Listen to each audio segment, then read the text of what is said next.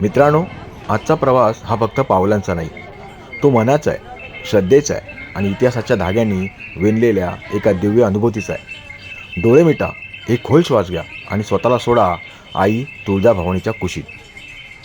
दोन्ही बाजूनी लागलेली दुकानं, रंगाची उधळण, लाल, पिवळे, केशरी हार, ताज्या फुलांचा दरवळ आणि मग अचानक जणू काळ थांबतो. समोर उभं राहतं एक दिव्य, दिमागदार किल्ल्यासारखं प्रवेशद्वार. जाड दगडी भिंती, इतिहासाचा भार अंगावर घेऊन उभ्या. हेच ते राजे शहाजी महाद्वार. या दारातून आत जाताना असं वाटतं आपण फक्त मंदिरात नाही तर एका दिव्य शक्तीच्या साम्राज्यात प्रवेश करतोय. अंगावर रोमांच, डोळ्यात उत्सुकता. पायऱ्या उतरताना जगाचा गोंधळ मागे राहतो आणि पुढे दिसतं कल्लोळ तीर्थ. पाण्याच्या पृष्ठभागावर चमकणारा प्रकाश आणि त्यात दिसणारा आपला चेहरा. एक क्षण शांतता. इथे सगळी तीर्थ एकत्र आली. तो विचार मनाला भिडतो. हात त्या पाण्यात जातात आणि जणू मनातली सारी धूळ धुतली जाते. पुढे गोमुख तीर्थ. अखंड वाहणारं पाणी, न थांबणारं, न थकणारं, जसं आईचं प्रेम. त्या थेंबांमध्ये एक गूढ शांतता आहे. डावीकडे सिद्धिविनायक, शांत, प्रसन्न, जणू सगळं पाहत उभा. त्याचं दर्शन घेताच मन स्थिर होतं, श्वास शांत होतो. आता पुढे गर्दी वाढते. पायऱ्यांवरून येणारा आवाज, लोकांचा गजबजाट, ढोल ताशांचा गजर आणि अचानक जय भवानी, जय शिवाजी. तो नाद, तो फक्त ऐकू येत नाही, तो शरीरात झंकारतो, रक्तात मिसळतो.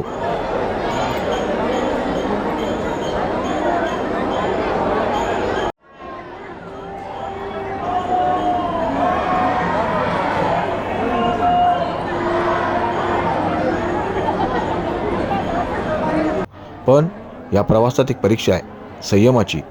काही जण म्हणतात चलो डायरेक्ट दर्शन, पण आईकडे पोचायचं असेल तर वाट चालावीच लागते.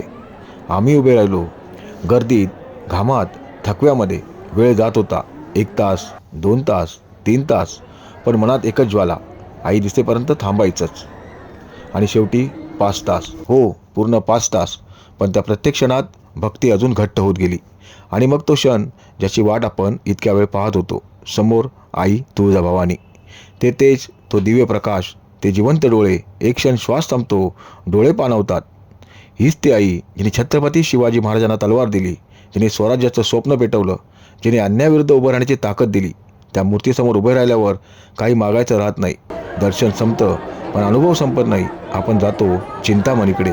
एक छोटं नाणं, एक मोठा प्रश्न. नाणं फिरतं, तो क्षण जणू नशिबाचं उत्तर.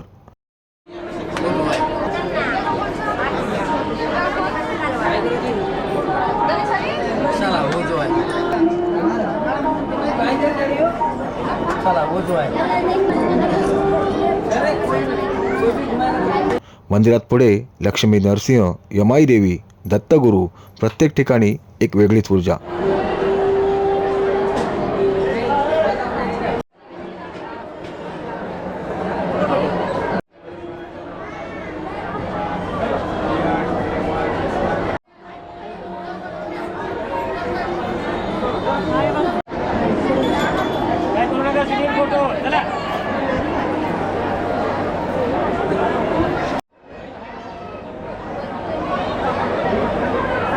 आणि मग गोंधळ, ढोल, ताशे, तालावर थिरकणारं वातावरण.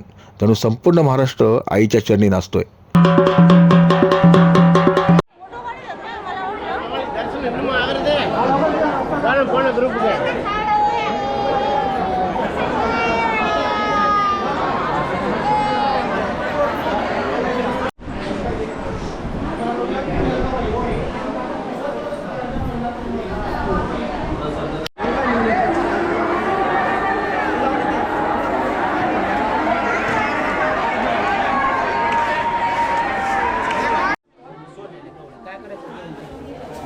तुम्हाला बरं कसं पाहिजे आधीच पहिला पण होईल.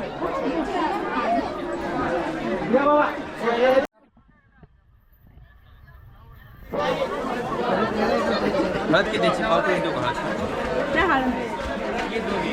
हां हळदीचं आहे ना? हो शुद्ध हळदीचा किती देऊ पाव किलो अर्धा किलो कसं आहे पाव किलो? ते 120 रुपये पाव किलो ते 100 रुपये पाव. चांगलं चांगलं. कपड्याचं माहिती.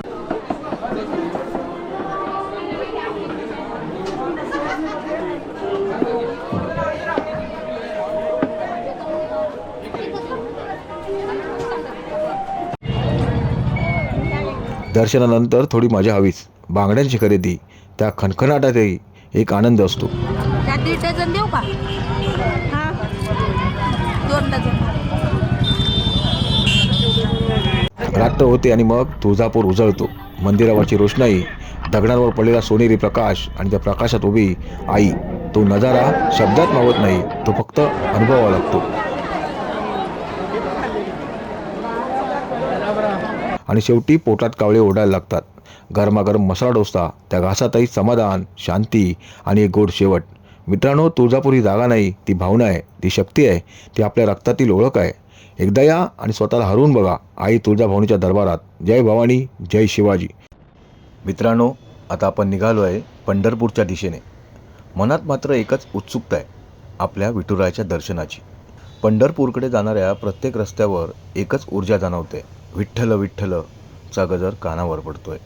आणि आता आपण पोचलो आहे पवित्र पंढरपूर नगरीत.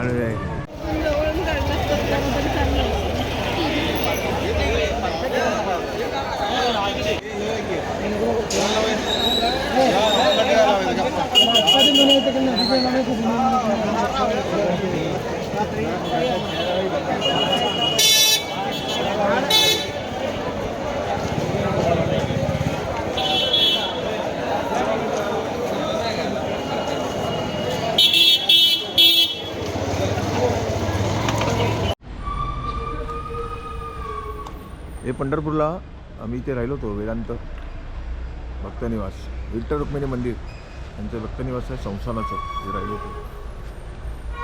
बाजूला पण असे बिल्डिंग्स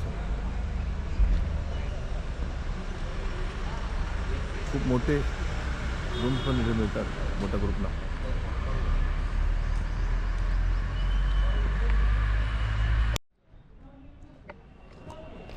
इथे ना हॉटेल पंढरीनाथ आहे भक्तनिवासमध्ये, ते तिथे जेवणाची आणि राहण्याची सोय होते.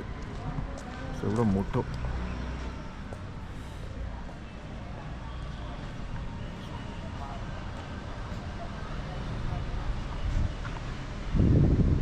रूम पण स्वस्तात आहेत. म्हणजे आम्ही 3 बेडची रूम घेतली, आम्हाला 700 रुपयाला मिळाली. एवढं स्वस्त आहे. आणि बाहेर ना 2000-3000 रूमचे प्राईस चालू आहेत.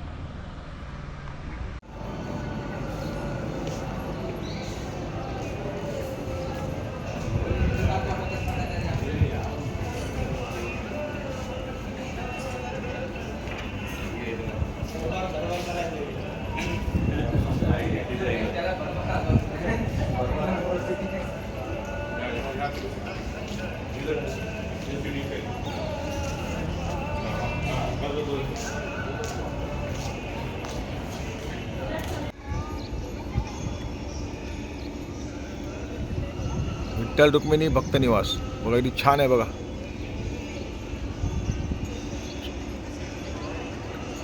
एवढा सुंदर आहे ना.